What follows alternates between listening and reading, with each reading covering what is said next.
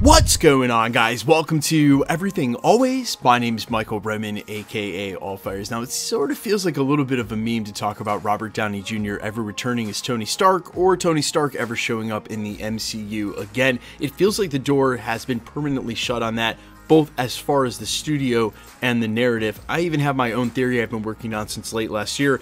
If they were going to bring him back, how they could do it and it not be a total letdown or disappointment, but it doesn't even feel worth talking about, and definitely not in this video. However, Iron Man's legacy so clearly hangs over the MCU, and something that Marvel has decided they want to continue to focus on, and even very late in the multiverse saga, with Armor Wars now becoming a film and focusing on Stark tech reaching beyond the stars, presumably as consequence in the fallout of what we're about to see in Secret Invasion and Rhodey's mission to keep it out of the wrong hands, as well as Ironheart, which we hope to premiere next year, which will feature Stark tech at the heart of magic versus technology, with the latest update coming from Casey Walsh really contextualizing another character that's meant to be the anti-Stark, if you will, in Sacha Baron Cohen's Mephisto. We're going to talk about his latest update and how it's really the finishing touches on painting a picture of what Mephisto's role will be in the MCU, and again, how this keeps Tony Stark, who seems like he's so far from returning in a cameo during the multiverse saga,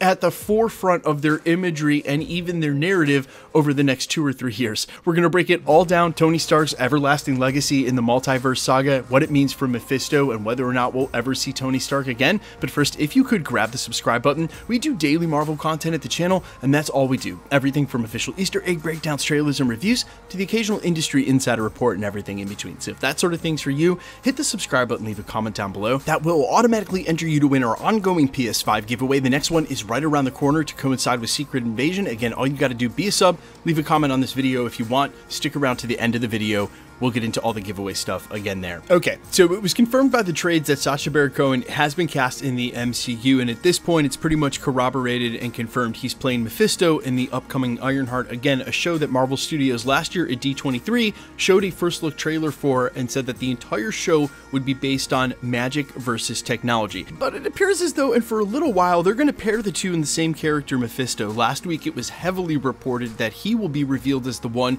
who purchased Avengers and what used to be Stark Tower, also the mysterious benefactor from Ant-Man and the Wasp, the second installment in the franchise that was trying to get his hands on Pym Tech.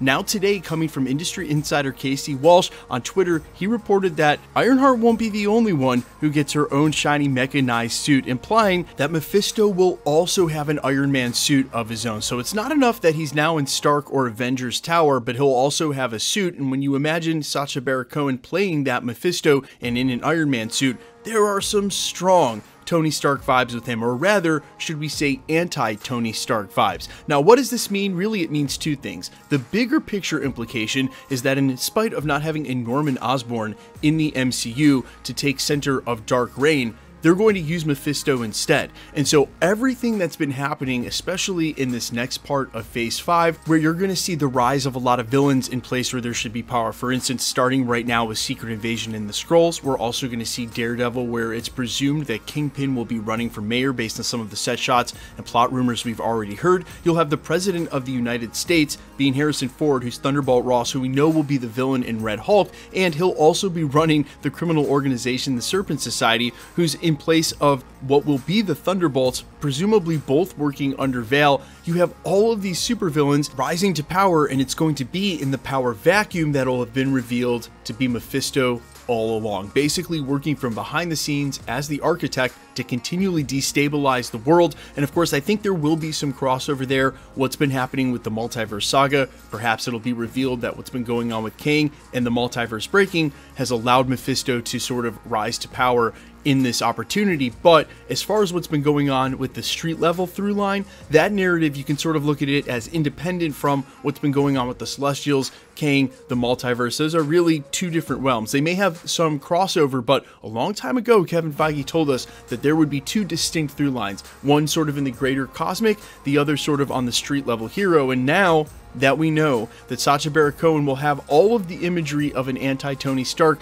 that he'll be playing it from that angle, Again, in lieu of not having a Norman Osborn donning the Iron Patriot suit in Dark Reign, you'll now have a Mephisto wearing an Iron Man suit. And once he's revealed in Ironheart to be the villain, that's where they'll start to resolve the Dark Reign storyline, maybe independently of what's going on with Secret Wars, Kang Dynasty, and the Multiverse Saga. Now that's only the first part of this, because the other is what I brought up during the prologue and mentioned again just moments ago, in keeping Tony Stark's imagery at the center of what's going on in the MCU, and again, very deep into the Multiverse Saga. We don't anticipate that Armor Wars is going to come out until at least 2025, if not later, as we're approaching Secret Wars. We also know that while Ironheart had already been shot and picture locked for quite some time, it was delayed till next year, then with reports of multiple times Sacha Baron Cohen being on set in LA, and real recently doing reshoots as they sort of again figure out what they're doing with the storyline and putting all these pieces together. But Ironheart probably won't come out until the end of 2024.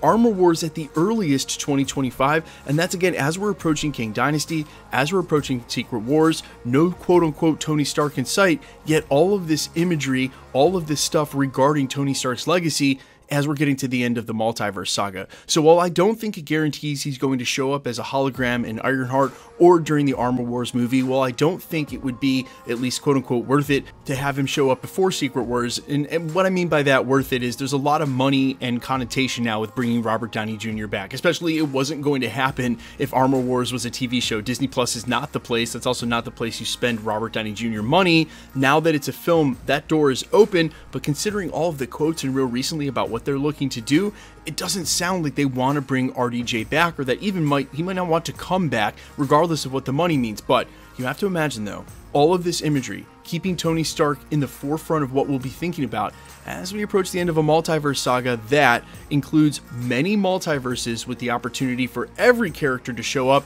especially since we know they're even bringing some of the Fox X-Men back. I find it very hard to believe that this isn't on purpose, and so while they over at Marvel may say that this is a quote-unquote non-starter, that they're not looking to bring RDJ back and that they've moved past that, I can't help but think that all of this imagery that all of a sudden will be at the forefront of the narrative, and over the next 2 or 3 years as we approach Secret Wars, doesn't have some ultimate conclusion of plucking him out of the multiverse, which, if you remember during the prologue, I said I've been working on a theory because it just won't feel satisfying to me if a portal opens up like the portal scene from Endgame, but instead it's America Chavez this time opening up portals across the multiverse, and out comes Tony Stark when he hasn't been a part of the narrative story before that.